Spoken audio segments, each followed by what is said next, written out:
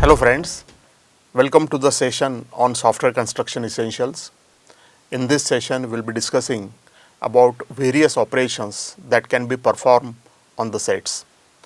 Friends, as you know that the set theory plays very important role in computer science.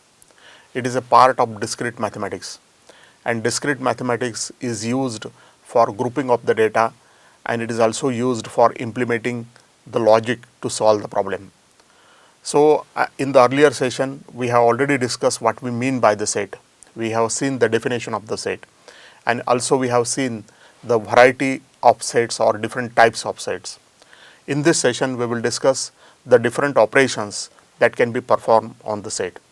Friends, as you know that I am recording this session for PSS Central Institute of Vocational Education, and these sessions are recorded for the course Junior Software Developer.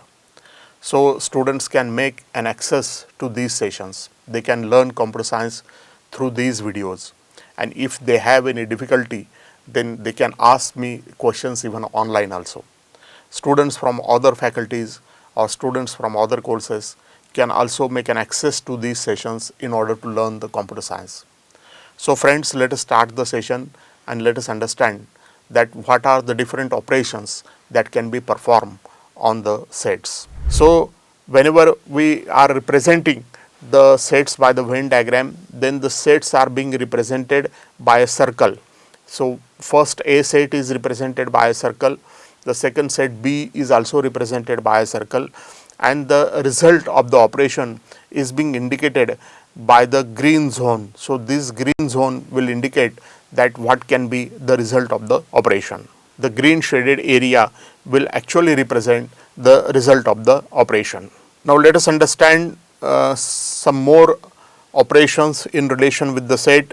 As I said, the union operation already we have done it in the Venn diagrams, where you will find that all the elements in the set B and A are included in the union operation, and therefore you will find that all these elements are included in the union operation.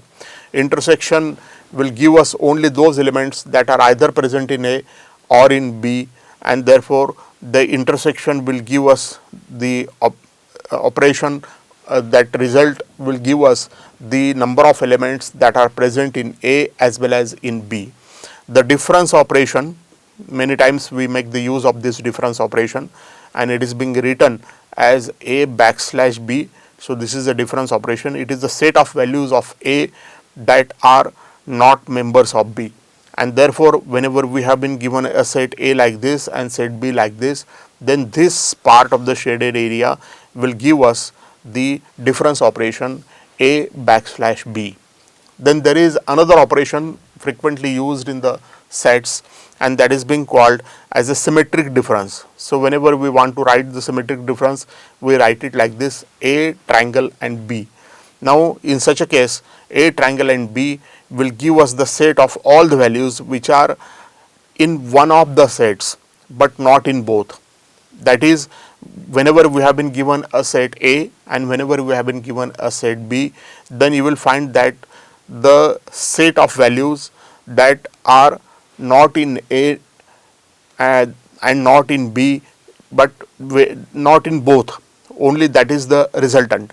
Therefore you will find that this is the shaded area, and this shaded area will result the symmetric difference. So symmetric difference is the set of all values which are in one of the set, but the condition is that they should not be present in both the sets.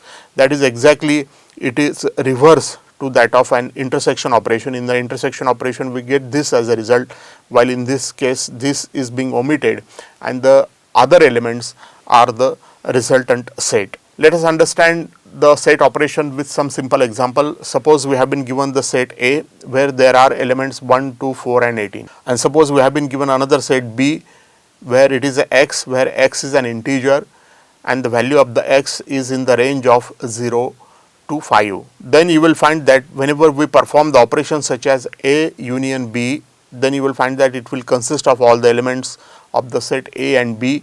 Therefore, it will consist of 1, 2, 3, 4, 5 and 18. And also you will find that when we perform the operation A intersection B, then it will consist of all the elements 1, 2 and 4. So the elements such as 3 will not be there because it is not in A, and also you will find that 5 will not be there because it is not part of the A. Now suppose we have been given a set X where X belongs to the set of real numbers where the value of X is between 0 and 1, and T is another set where X belongs to the real number where the value of X is in between 0.5 to 7.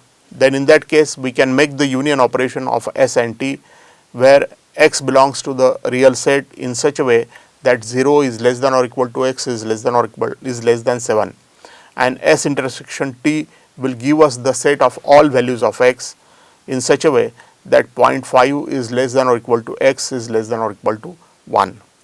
Now suppose we have been given the set X where it is basically a collection of sets BC, then B, C and B, element B, and suppose Y is another set consisting of 3 elements A, B, C.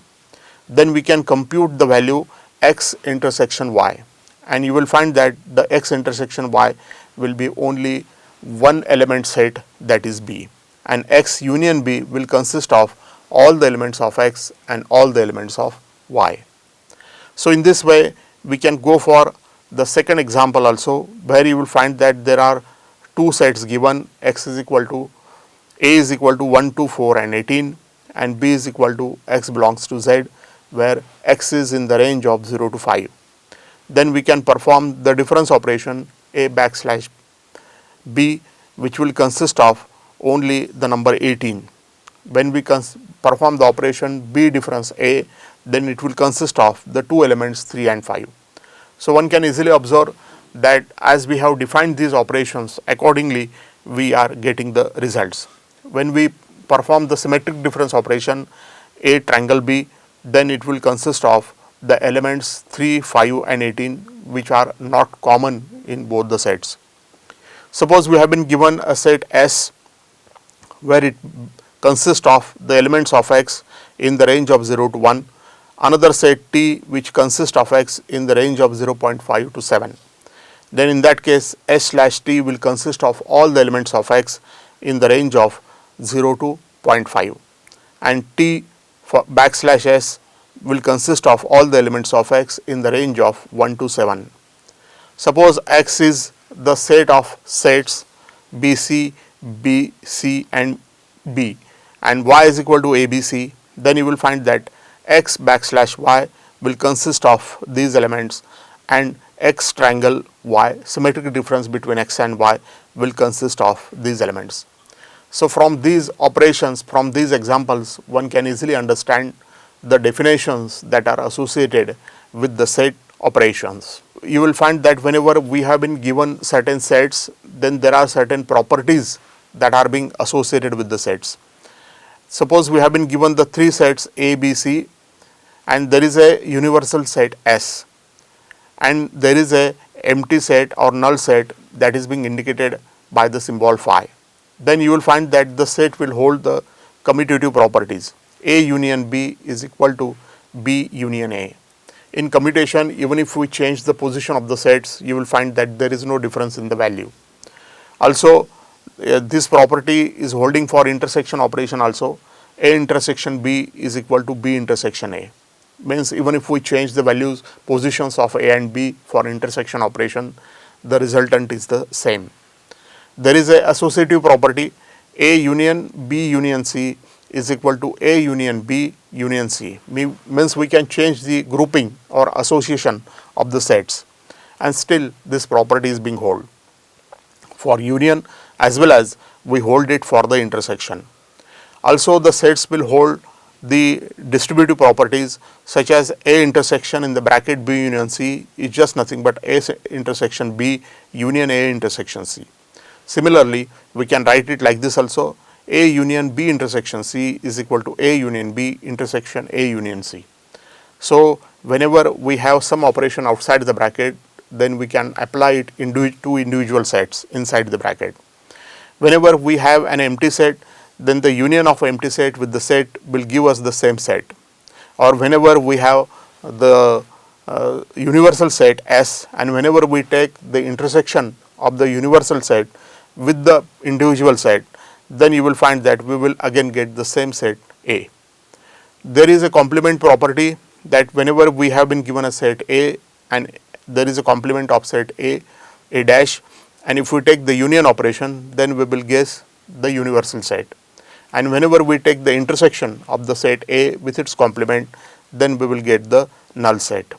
So you will find that these are the identities or these are the properties that are being associated with the set, and they are applied to all the sets.